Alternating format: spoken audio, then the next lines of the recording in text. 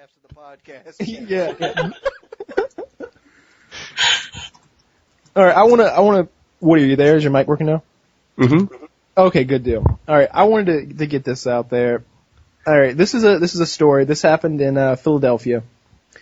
These two guys were hanging out at the Phillies game. 21-year-old Matthew Clemens is the guy's name, and apparently him and his buddy were basically spitting and cursing at people at the Phillies game. They were drunk as shit, obviously, and they're just like spitting on random people and cursing at them.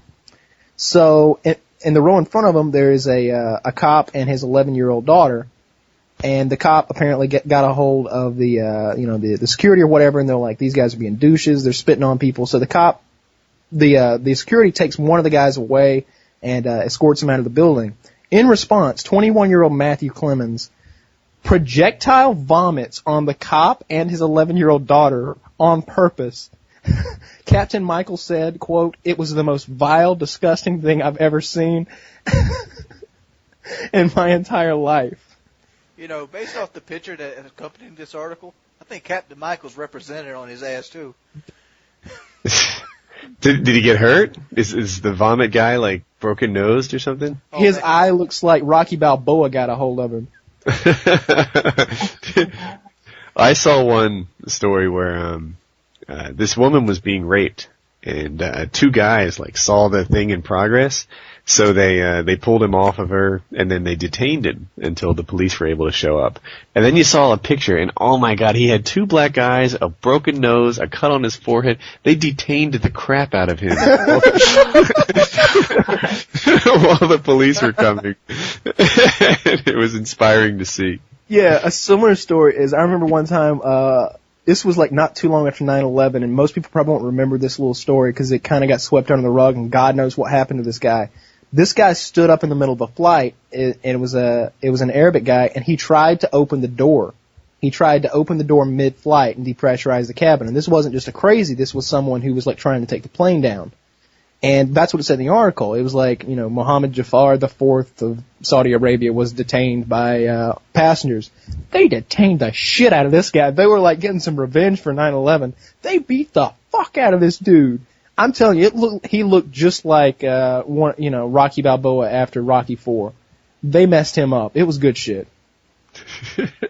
I was like, man, I wish I was on that plane. Y'all talk about detaining and all. This makes me go back to the guns thing, because it's another gun law in South Carolina. Like, people, if you see you see a pretty deep gash in your wrist or something, like on the back of your arm or something, that's it. They'll freak out. They go into cold sweat. They turn pale. They get shaky. They're done. It's not the same every time, too. So I had my nose broken 4 times. And one of those times, it took me completely out of the fight. I was here's the whole story. I'll tell it. I had a tumor in my left arm. So it was benign or whatever, but it was in the nerve. So this left arm is paralyzed right after surgery. And I had surgery about 3 days before, and it's in a sling, and I can't move my fingers or anything. My friends come over to cheer me up, and we're headed to the boardwalk in Ocean City, New Jersey. On the way there, we see about 4 or 5 drunk kids, and one of my jackass friends calls him a drunk, which was true, but not wise to say. We get about 100 feet later, and they tell us to turn around. Well, I'm like the slow one, lagging along at the back of the group. And when we turn around, there I am on the front lines. And I'm telling my friends, like, look, guys, we can't get into a fight. I can't help you. I've got one arm paralyzed in a sling, and it's my first day home from the hospital.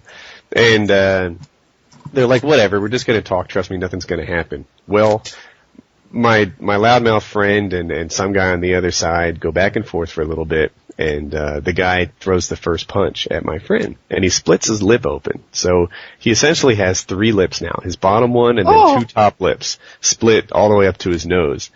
And I reach across my body with my right arm to sort of hold him back, and hoping that the thing doesn't escalate, that it's a one punch and then the whole thing ends. And while I'm holding my friend back, another guy hits me in the nose, and he breaks it in 2 places. Now, of the 4 times I've had my nose broken, on this one, I was done for. I was hardly paying attention to the whole fight anymore. One friend was on the ground getting kicked by a few guys. I'm just watching massive amounts of blood pour out of my face. And, you don't know how you're going to react, but sometimes you get popped like that, and you're done fighting. It's just through. And that's what happened to me that time. And this is also why it drove me to guns. I have no stamina. I'm not in good shape. And I have no fighting prowess whatsoever. But guess what? I can kill you at 700 yards with a snipe rifle, a snipe rifle. I'm a pretty good shot on the move with a handgun.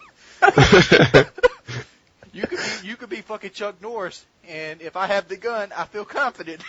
It's like that scene from Indiana Jones when like he squares off with that huge guy with the sword, and the guy like starts swinging around doing that crazy stuff, and he just pulls the gun out and shoots him and walks away. Mm-hmm.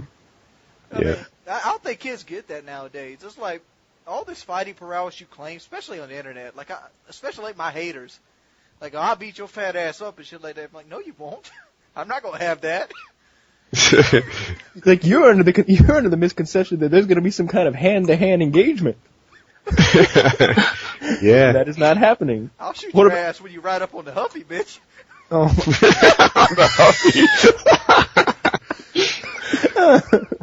What about you, Brittany? You're named after one of the Power Rangers. Do you have any like super fighting abilities? No, I think the only like actual fist fight I ever got into was with my brother, and we actually like threw punches at each other, and that was it. So how old were you, and what were the ages?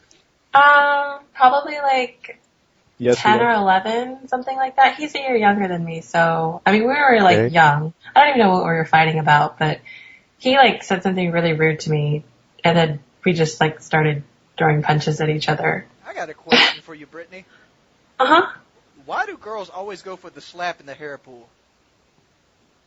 I don't know, because we like hit each other, like close fist hit each other, and I think if I were to ever get into a fight, I wouldn't slap somebody. I asked my sister that before. I would hit him, like close fist hit him. Not me, I'm a hair puller. My sister's significantly younger than me, and when she goes to fight somebody, she likes to get in fights. And she always goes all the way up above her head with the fist, and like there's like an axe handle smash. I'm like, you're taking all your leverage away when you do that. It's like, why do you do that? I've seen some girls fight on YouTube before, and I know I've seen UFC fights with chicks, and those chicks would just beat the hell out of me. But I've seen some fights on like YouTube, like girls in the like after high school and stuff, and I've seen some awful beatdowns on there. Some of those chicks don't mess around. Oh, you're talking about one where you grab them by the hair and you start throwing their head in the wall? Yeah, stuff like that. Like, afterwards, like, one chick is, like, beaten and bloody and the other one's just, like, dancing and stuff. I always loved the post-fight celebrations. Early in when I first started training, I got beat by a girl, Tara La Rosa.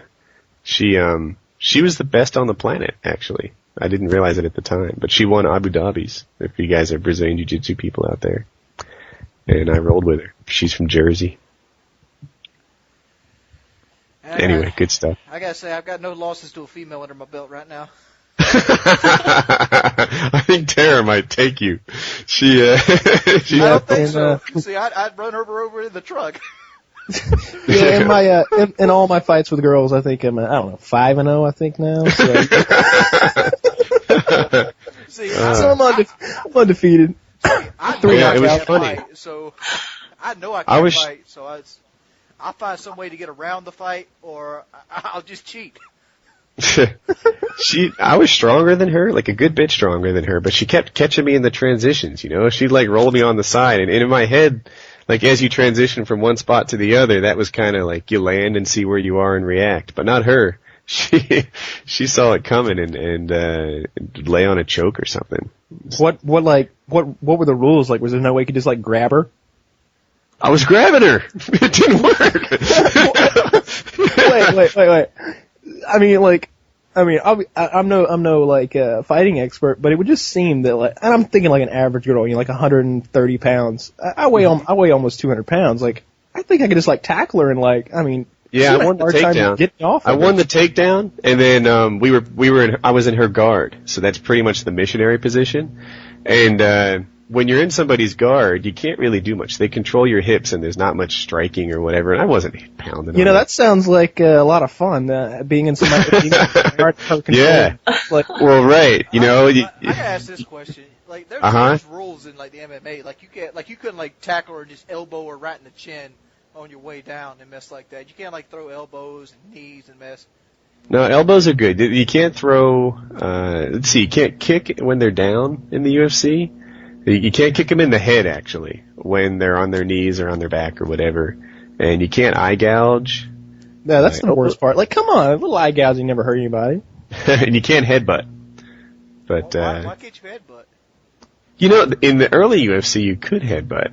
And what's the difference? You're going to hit him in the head with your fist. Dude, you trust me. I would much rather get punched by a fist than I ever would getting headbutted. Somebody's fucking forehead is like. There's a lot of mass behind a headbutt. Oh, it's not the mass. It's hard as a rock. I don't know what the theory is behind it, but my guess is it's an evolution from boxing, where you can't headbutt there, and they want you to hit with the gloves. And when there he goes. Woody, we got to work on your mic. And I'm guessing. This is awesome. I wish I knew what to do, you know? I've talked in this thing forever. Is it still going on? You're good to go. It goes for like 30 seconds, and it's like, today, I'm sorry. I feel terrible. I use this thing all the time. I don't know what the issue is. But I'm guessing it's an evolution. We should probably wrap this up soon, though, because we're about 2 hours into it now. Yeah, all right. Way too long. I'm thinking it came from Boxing Rules. There's the short version. I would. All right.